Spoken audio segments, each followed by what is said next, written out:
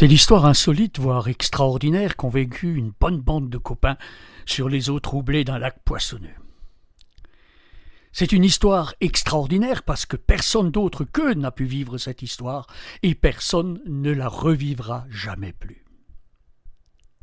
Je vais ouvrir mon histoire et te raconter ce qu'il y a dedans. C'est donc une histoire extraordinaire qui survient après une journée extraordinaire. Toute la bande, les amis et le maître Jésus se sont retrouvés de l'autre côté du lac de Galilée, un grand lac. Certains l'appellent même une mer, mais enfin, n'exagérons rien, il fait à peine 30 kilomètres de long sur même pas 10 de large. Mais ce que je sais pour l'avoir expérimenté, c'est que ce lac connaît des tempêtes terribles, et en un instant, les vagues peuvent devenir dangereuses pour les bateaux et les hommes. Bon, voyons voir, où est-ce que j'en étais ? Ah oui. Donc toute la bande de copains est réunie au bord du lac sur les pentes douces de la rive. Mais ils ne sont pas seuls, loin s'en faut. D'après les comptages, il devait y avoir plus de 5000 personnes. Et donc, le soir venant, 5000 estomacs qui criaient famine. Les amis de Jésus n'avaient pas prévu de service de restauration. Il y avait comme un petit problème sur les pentes douces du lac de Tibériade. On l'appelle aussi comme cela parfois. Et Jésus s'est bien rendu compte du petit problème. Il a demandé où on en était avec la nourriture. Il n'y avait rien, presque rien. 5 pains, 2 poissons, des Saint-Pierre, dit-on. Et la personne n'a très bien compris ce qui s'est passé. Il a fait partager les 5 pains et les 2 poissons, et les 5000 ventres creux ont cessé de grogner. Chacun avait mangé à sa faim. Donc, au bout de cette journée harassante qui s'est terminée par ce moment de restauration rapide et miraculeux au bord de l'eau, tout ce beau monde qui était la bande de copains décide de passer de l'autre côté du lac.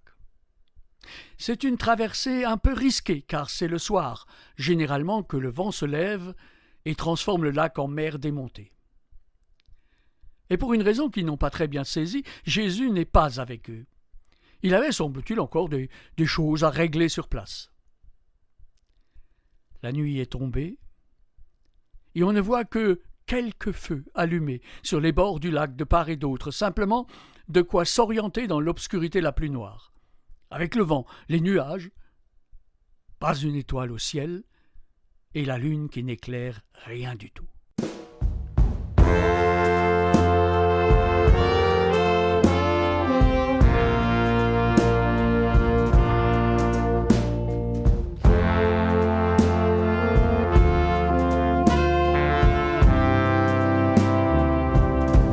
À bord, tout le monde se tait.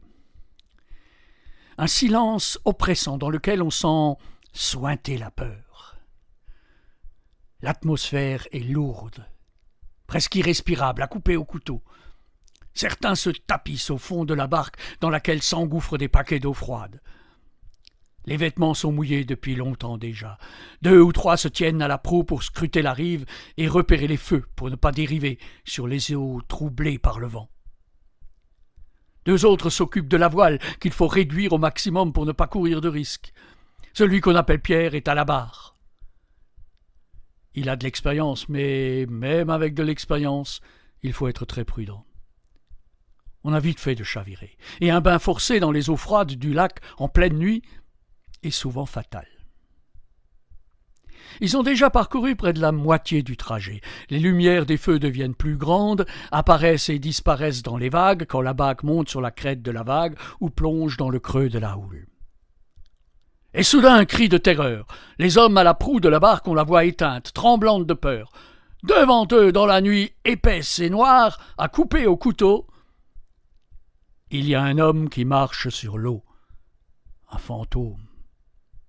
Enfin, cela ne peut être rien d'autre qu'un fantôme. Il n'y a que les fantômes qui peuvent se déplacer ainsi sur les eaux, dans les airs, traverser les murs, apparaître et disparaître selon leur gré.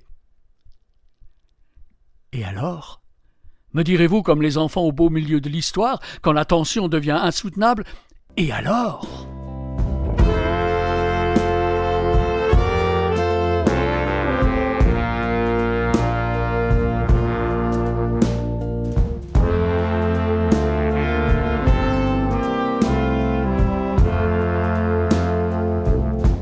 Vous avez déjà entendu, vous, un fantôme qui parle?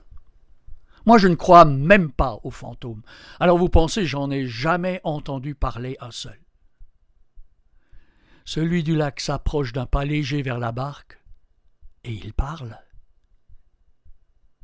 N'ayez pas peur, c'est moi. C'est qui, toi? C'est moi, Jésus.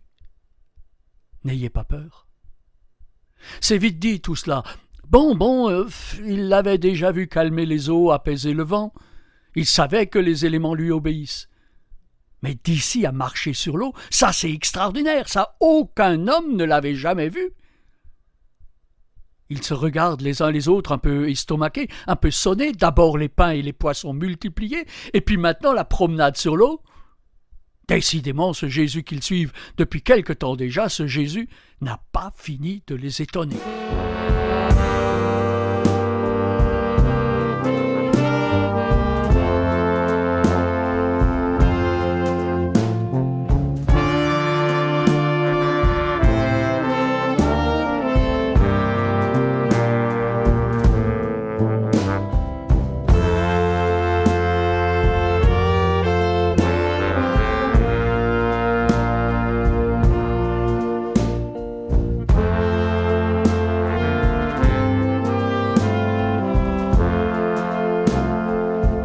On raconte même que Pierre, le barquier, avait envie de tenter l'expérience lui aussi.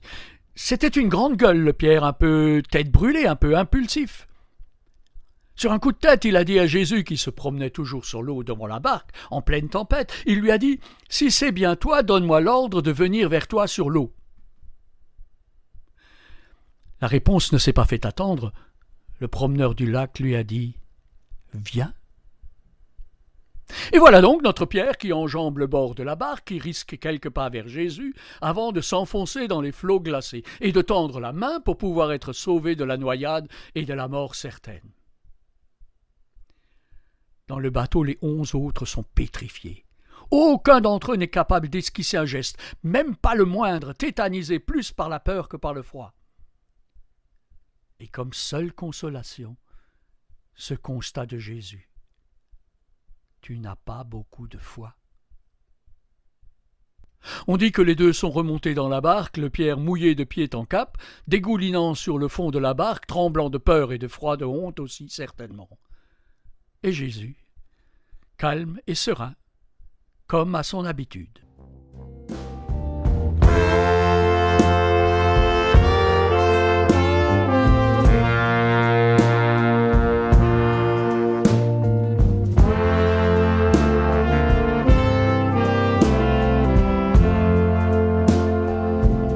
On raconte que le vent est tombé.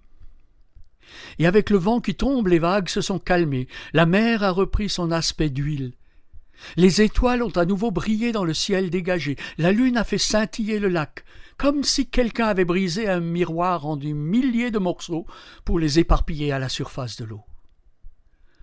Un calme étonnant s'est allongé sur le lac. La paix. Quand le bateau a touché terre, la bande de copains s'est serrée très fort, les uns contre les autres, pour se donner chaud, pour se rassurer. Mais comme c'est souvent le cas, il n'y avait en eux aucune parole capable de raconter ce qu'ils venaient de vivre en cette nuit extraordinaire dans laquelle ils ont vécu une histoire tout aussi extraordinaire. Voilà, je vais refermer la boîte de mon histoire. Jusqu'à la prochaine fois.